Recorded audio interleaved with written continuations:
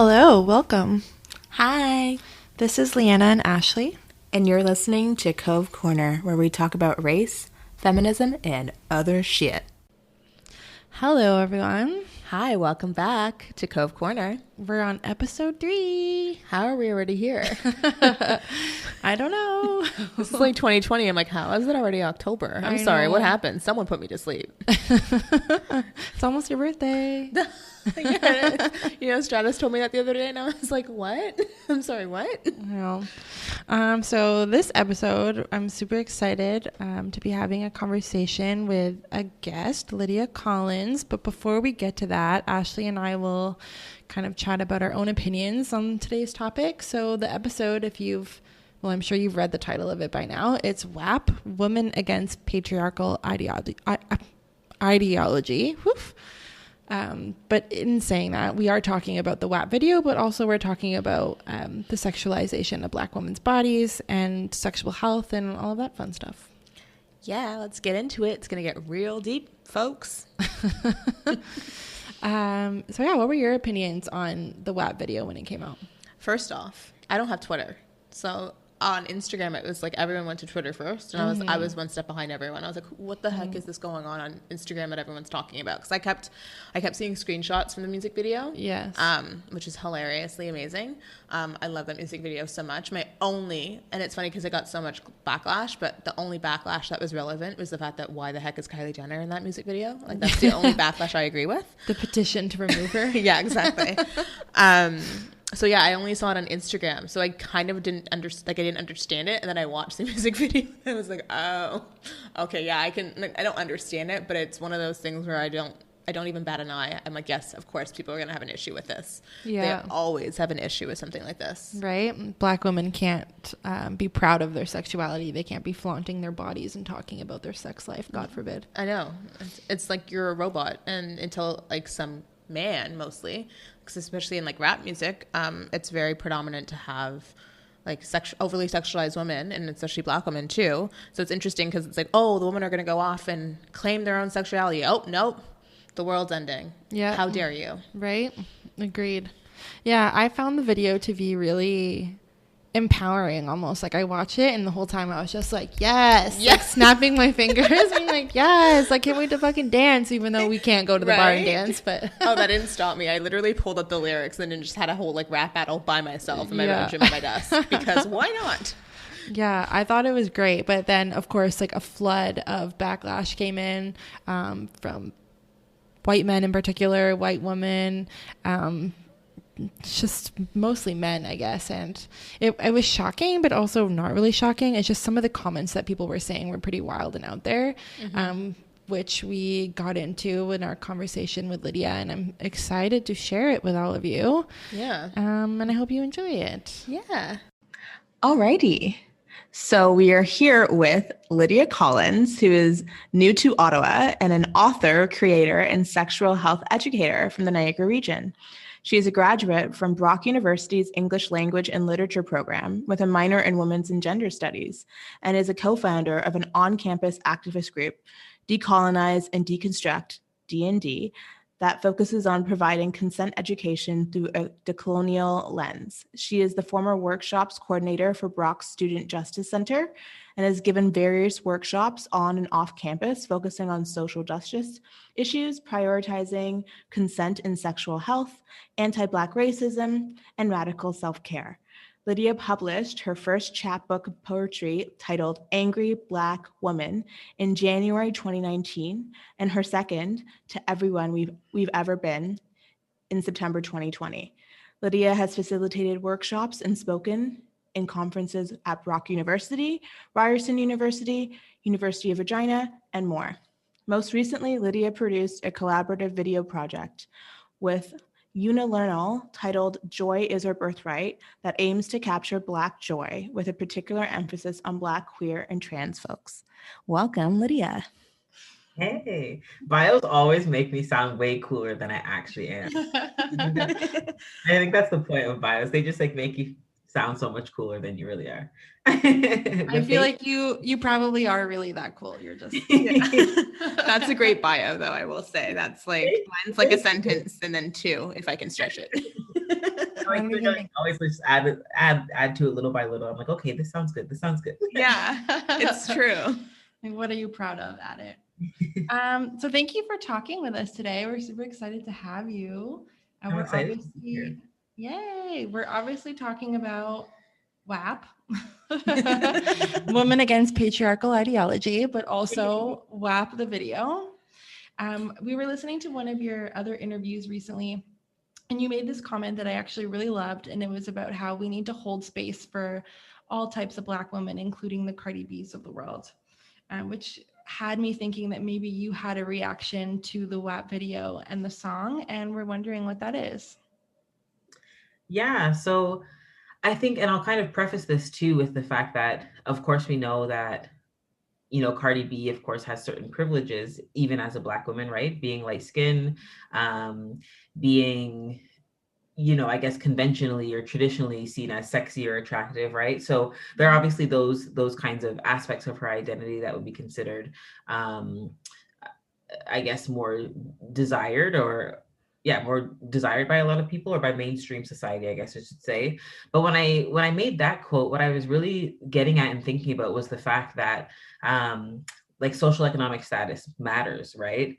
And so with Cardi B, one of the things I find so interesting is the way that we look at her as someone from the hood, as someone who has a history in sex work, as someone who is a mom. And like, I think these identities matter, especially in the context of the WAP music video and the song, because I feel like not only, for me, my reaction to the video is more so rooted in my reaction to the reactions to the video, right? So I'm thinking more so of the backlash that came along with it and the kind of reactions that I was hearing in tweets. Because before I even heard the song or watched the video, I just saw these tweets and like, I don't know, videos and different posts about it. And I just thought so much about the fact that like this says a lot about the society and the culture that we live in that hates Black women that love themselves. Like that's really just the reality of it, right? And I think, again, like I said, these identities matter because of course we understand that there's so much this is something that affects Black women more broadly, but I think it's important to recognize that there are also like certain kinds of Black women that are disproportionately affected in different ways based on intersecting aspects of our identity, right? So again, like I mentioned, like I think it matters that Cardi B's from the hood. I think it matters that she has a history in sex work. I think it matters that she's a mom, right? People love to throw that out and be like, how dare you talk about sex and you're a mom, right? People love to talk about the fact that like also Megan Thee Stallion is from a similar social economic status background. And also the fact that she's a dark-skinned Black woman, right? And she's someone who's consistently, as long as I've seen in her career in the last couple of years that I've seen Megan Thee Stallion, has always been very comfortable and confident in her sex appeal and her sexuality and her body, and kind of using her sexuality, but also just like sex appeal in her music, in her art, in her fashion. Like it's something I've kind of always seen in her. And so I think it's important to talk about the fact that these identities matter because the actual lyrics to the song itself are not new. Right? Like Black women being sexually explicit in their lyrics in hip hop is not a new concept. Like you look at Trina, you look at Remy Ma, you look at Nicki Minaj, you look at Lil Kim, you look at Missy Elliott, like this is historically a thing. This isn't new. Like these lyrics aren't new. And even the way that we, in regards to like fashion, in regards to performances, in regards to lyrics, but also when you even think about the fact that not just historically, but right now, other Black women who are making music, are also saying similar things. Like Janae Aiko literally has a song called Pussy Fairy. She just whispers more, right? She's just more quiet and more like zen. Like hippy dippy, petite, pretty, light skinned, biracial, racially ambiguous woman. So everyone's like, okay, cool. She's cool. It's cool. And she does it, right? She has a whole album called Trip that's about all the different drugs that she's done. Right. So it's like, it's also funny. It's not the actual message itself that is so like, it's not brand new. It's more so like the way it's being delivered, people aren't liking because of who it's being delivered by. And so that's why I really wanted to preface with the fact that like these identities matter, right? Because if Jhené Aiko said the exact same lyrics, it would be, I don't think it would be talked about in the same way. Yep. That's a great point. I agree.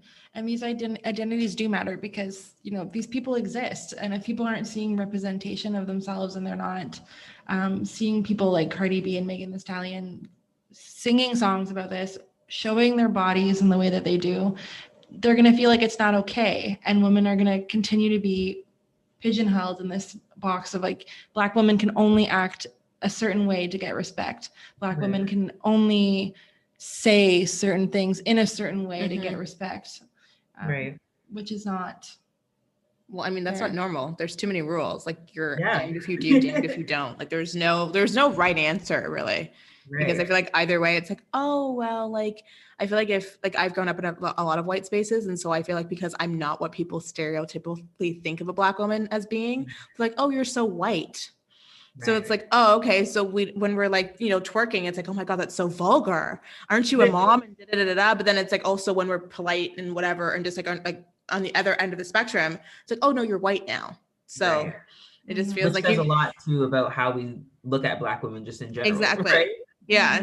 That, like you said, damned if we do, damned if we don't. Yeah. And I think for this too, it makes me think so much about the fact that, like for me, the like WAP music video is more so than just, you know, those two particular artists and them being able to be like sexually explicit and do their thing and own it, but just more generally like just a call to like Black women to be able to own our sexuality or lack of sexuality however we want and do whatever the fuck we want. Can I cuss on you? Yes, you can. Oh, okay, thank you. So this is gonna be hard. We do too. Because like if you said damned if we do, damned if we don't, if it's a Black Muslim woman in a hijabi who is like covered from head to toe, there's a problem. If it's a Black woman who is wearing booty shorts, it's a problem. If it's a Black woman who doesn't want to have sex with you, it's a problem. If it's a Black woman who gives you sex too easily, it's a problem. So it's like, it's always a problem. I think it's a lot more to do with everyone else and a lot less to do with Black women being 100%. Right. 100%. And us being Black women owning their sexuality, I think is like it's obviously not the problem. But the way in which, and I have workshops on stereotypes of Black women that stem from colonialism. And it talks a lot about this and kind of talks about the fact that there are all these different stereotypes of Black women, you know, things like Jezebel, which has this idea of like an insatiable Black woman, and how these kinds of things affect us in regards to sexual violence. And so no matter whether you're the Mammy, Sapphire, so like the angry Black woman, Jezebel, so like Black woman with an insatiable appetite for sex, all of these are used to justify sexual violence towards Black women, right? Like either she's too like very asexual or she's too hypersexual. And either way, it means that she's deserving of this violence. And so it makes me think in the context of this as well, of like, no matter where we are in the spectrum of what we're doing or how we're doing it, someone's always gonna have something to say. Yeah, it's so true. I 100% agree. So speaking to that, do you think that society has failed to hold space for Black women's sexuality? Yeah, I think we've seen time and time again how Black women's sexuality has also been like weaponized against us, right? Like I think, particularly in moments when we're embracing it and owning it. Like I think the WAP music video is a perfect example of that. Of you're seeing this backlash from a lot of people who are like, how dare they act like this? How dare they say this? Oh my gosh, did she just say dingly thing in the back of my throat? Like what? Like what?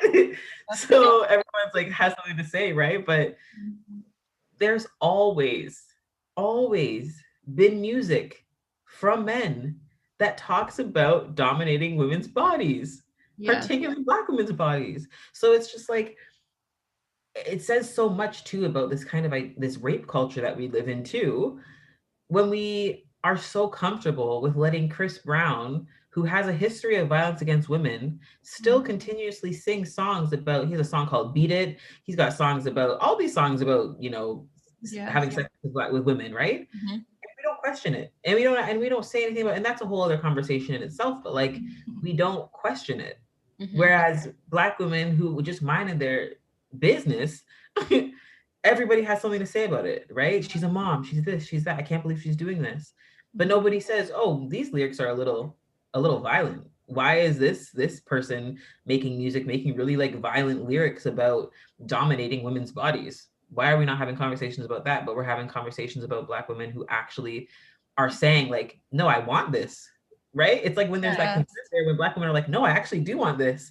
It's not cool anymore. It's not sexy. But when men are talking about how they're going to take it, whether they, you know, and they're going to take sex and they're going to, you know, dominate women's bodies, then it's like, oh, okay, yeah, that's what we're so programmed to like understand. Because even I'm sure a lot of us as women hearing songs like this sometimes comes as a little, we're more shocked by it because it's very normal to hear that kind of language from men, but it's not so normal to hear from women, especially from Black women. So we almost don't know what to do with it. Exactly. It's true. There's always this idea that women have to be coy and not really talk about sex and their desires. So even for some women, as you said, I imagine hearing that song was shocking for some people because they're almost projecting their own ideas of, well, if I can't talk about this, why can she talk about it, type of thing. Right. Yeah, everyone has an issue when Black women are no longer props, because I feel like they're props in like a lot of rap music. But once they start talking and have their own personalities and become their own people, everyone has a problem. Right. And I feel like the last time I remember this, actually, it's really funny because my best friend showed me the music video in an airport on like one of the iPads at a stand.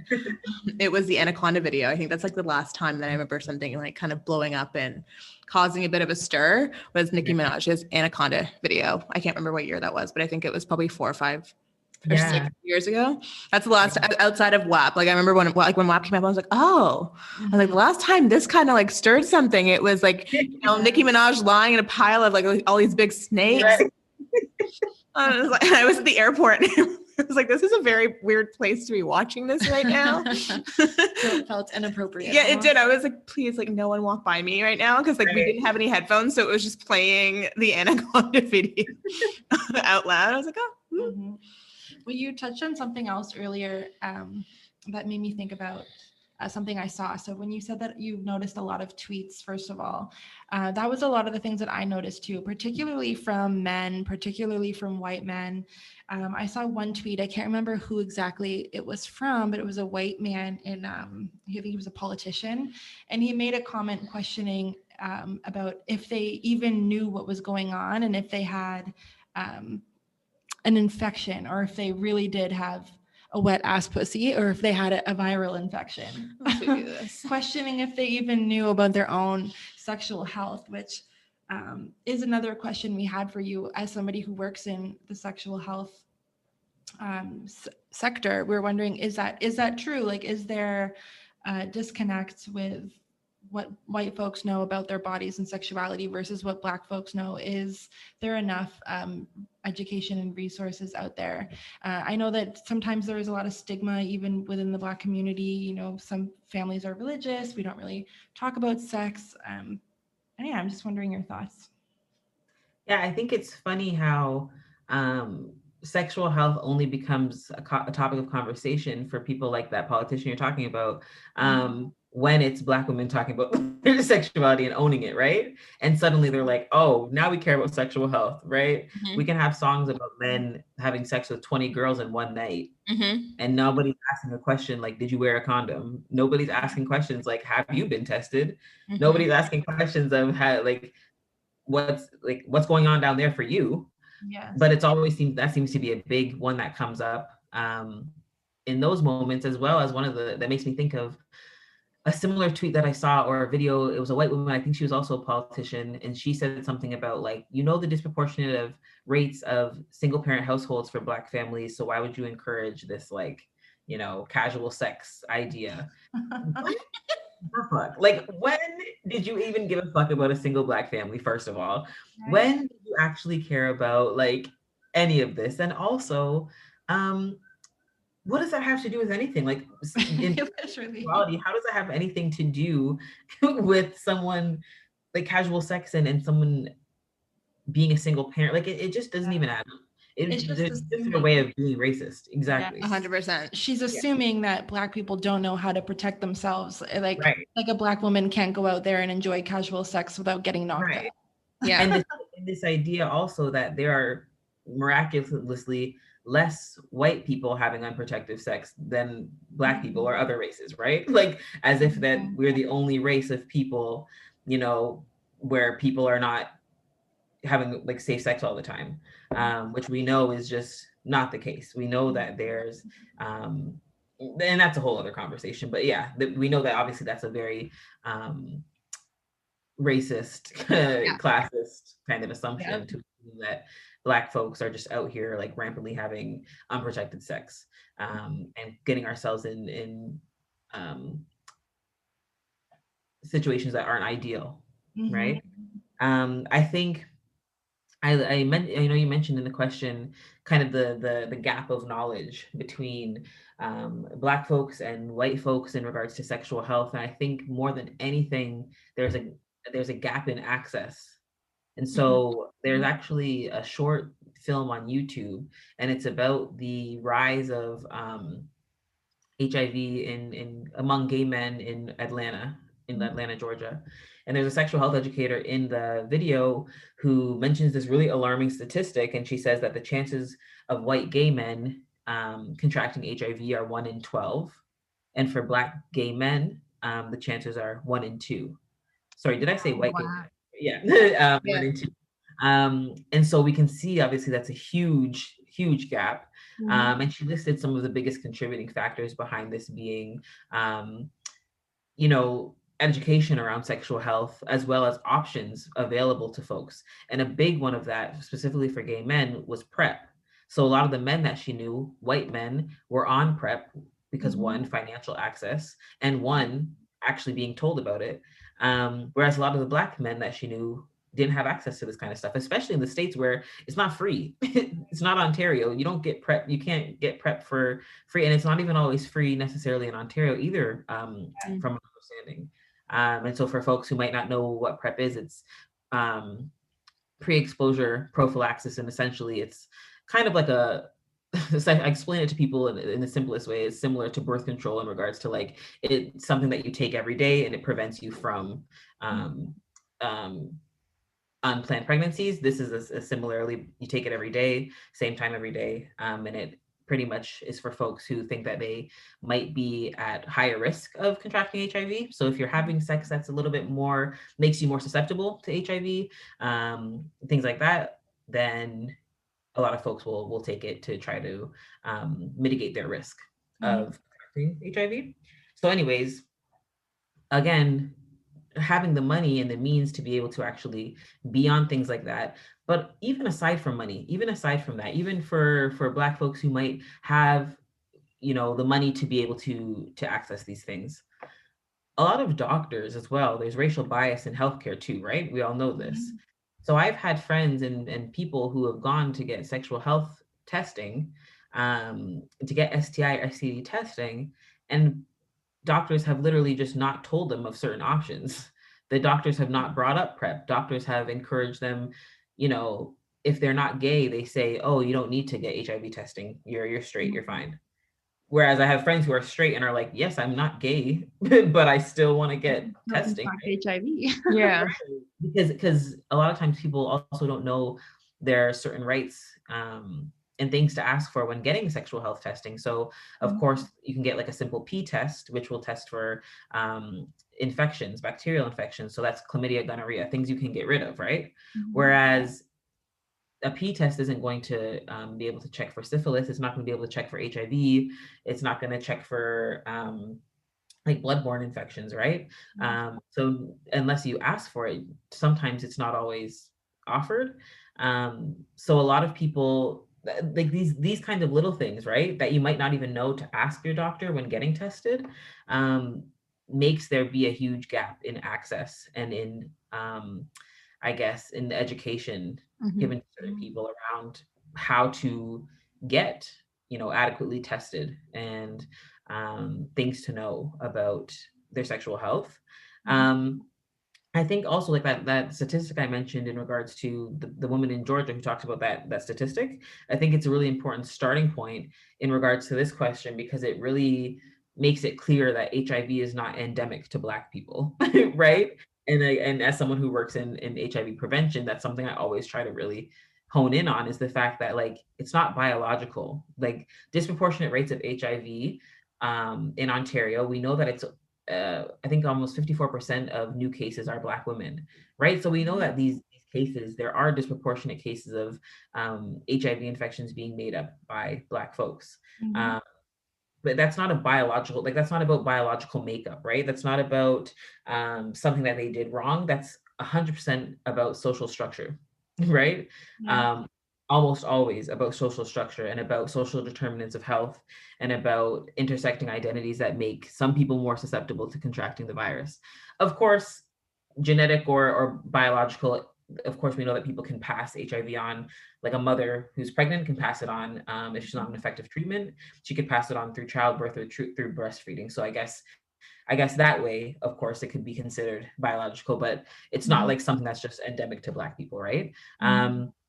And so I say that to kind of to really, yeah, like just bring back the point that these social determinants of health, these structures that are set in place that are rooted in anti-Blackness, we're already at a different level playing. We're already different at a different playing field.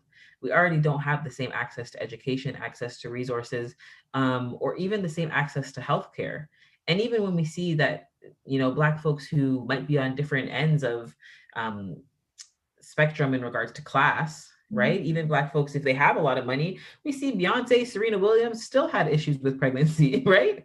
Yes. Like there's Black women who are still not getting adequate care and are being told you're strong enough, you're fine. Their pain's not taken seriously. So we still see Black women, even with money, who are dying from it. So of course, Black folks, the rest of us don't have a chance. If Serena Williams could have died from something as that's supposed to be as simple as childbirth, could have killed her, then what are the rest of us supposed to do, right? And we can only imagine the kind of care that she had. Imagine the lack of information we're getting from the basic care that the rest of us poor folks are getting. So I think really thinking about those social determinants of health is something that's so important for me, for people to keep in mind and to understand how all of these things play a part in making people more susceptible to things like HIV, and that it doesn't have to do with them making a bad decision. It has everything to do with them not having options to make decisions that might have been healthier for them. But also that HIV, again, normalizing the fact that HIV is also a virus that anybody can get.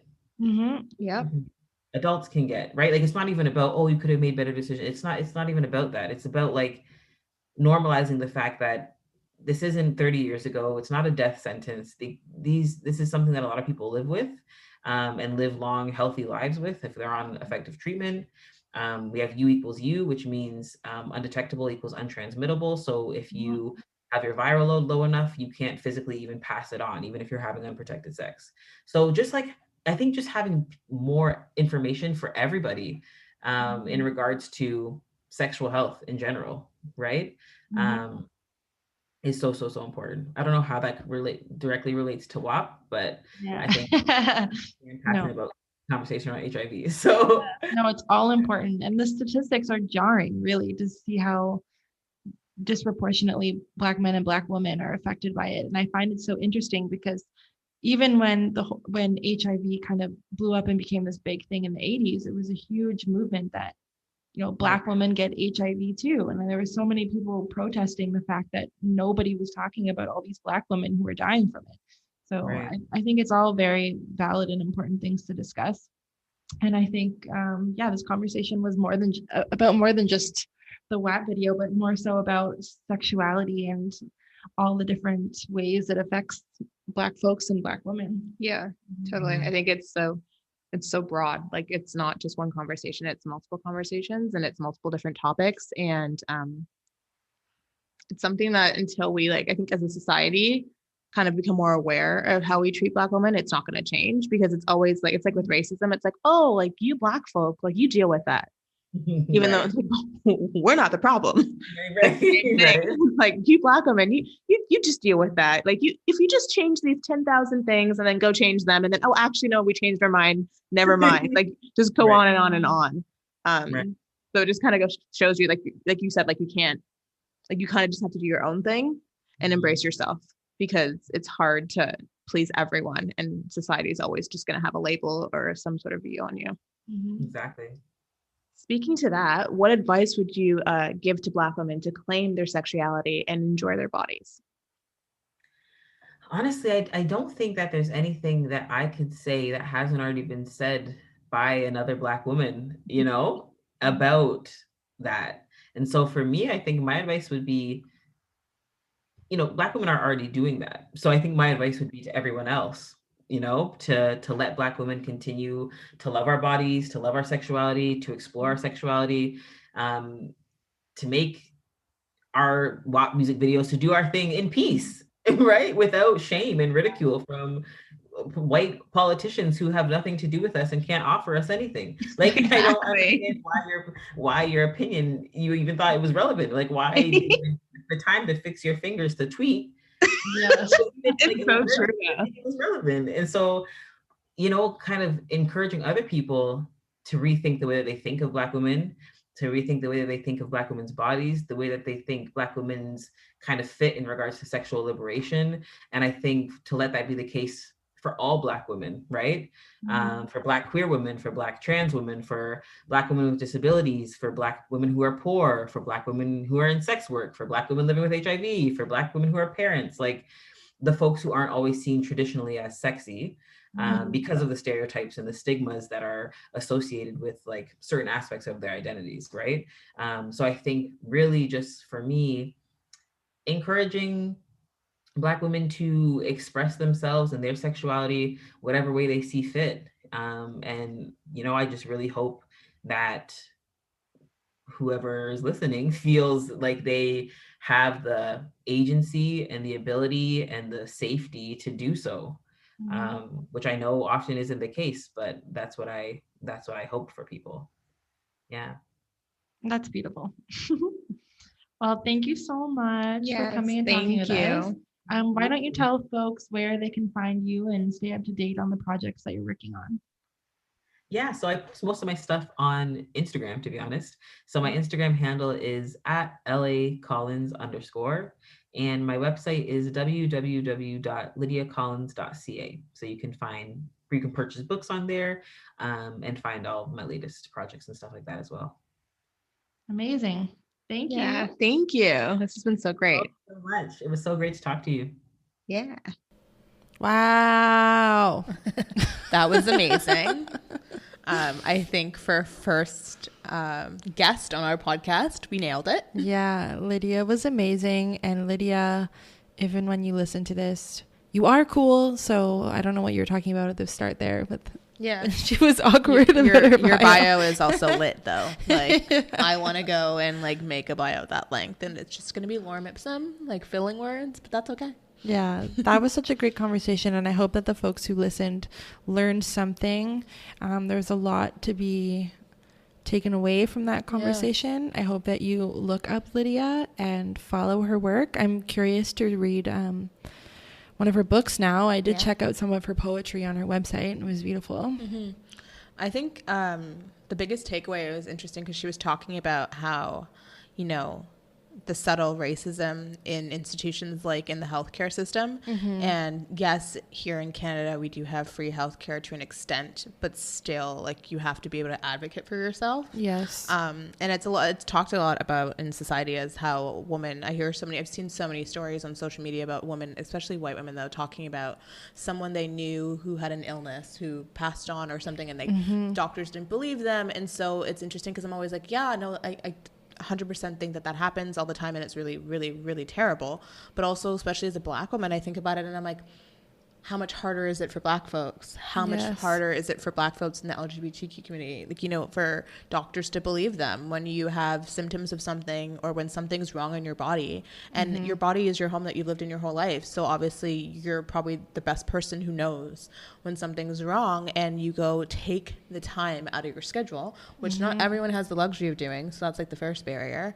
And then you go to the doctor, and they don't believe you, and they maybe do like one test, or they kind of just like put it down a little bit and kind of deny your inner feelings. And sometimes I think that makes people second guess how they think about their bodies and second guess their symptoms. And I'm sure, I don't have a statistic, but I'm sure it's led to many deaths of people. I don't doubt it.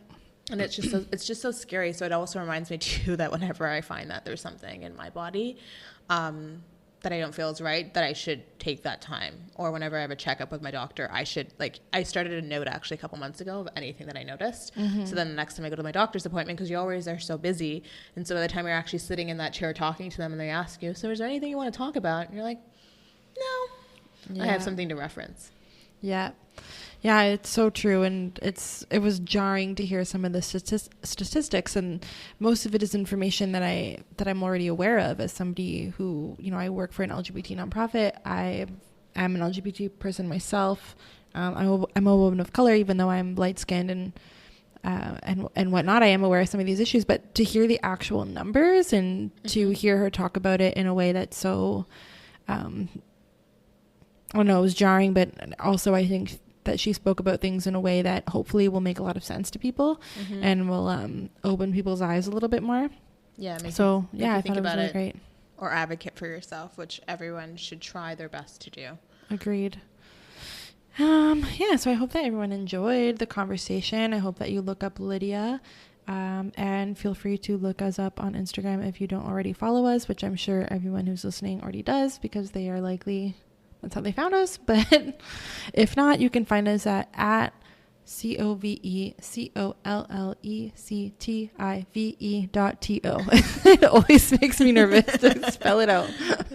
You did it again well. But yes, and for all you Black women out there listening, don't be afraid to own yourself, and don't let anyone else dictate who you are or how you portray yourself to society. Amen. Bye. Bye.